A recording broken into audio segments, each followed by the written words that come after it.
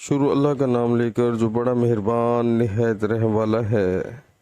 بے شک کوہ صفا اور مروہ خدا کی نشانیوں میں سے ہیں، تو جو شخص خانہ کعبہ کا حج یا عمرہ کرے اس پر کچھ گناہ نہیں کہ دونوں کا طواف کرے، بلکہ طواف ایک قسم کا نیک کام ہے، اور جو کوئی نیک کام کرے تو خدا قدر شناس اور دانا ہے۔ سبحان اللہ۔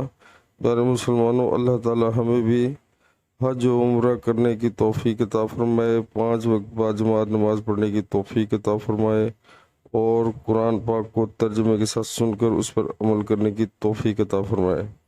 پیارے مسلمانوں، بے شک اس میں کوئی شک نہیں کہ خانہ کعبہ، مسجد نبوی یہ اللہ تعالیٰ کی نشانیوں میں سے ہیں، اور ہمیں شکر پڑھنا چاہیے کہ اللہ تعالیٰ نے ہمیں مسلمان گھروں میں پیدا کیا ہے، ہم کلمہ گو ہیں اور حضور پاک صلی اللہ علیہ وآلہ وسلم کی امت میں سے ہیں۔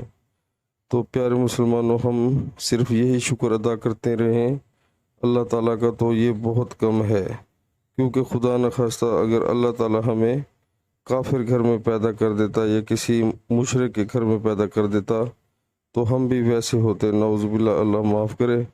تو ہمیں بہت شکر اللہ کا ادا کرنا چاہیے، اور 5 وقت نماز باجماعت لازمی پڑھنی چاہیے۔ انشاءاللہ اللہ تعالی ہمارے تمام کام آسان فرمائیں گے۔ السلام علیکم ورحمۃ اللہ وبرکاتہ۔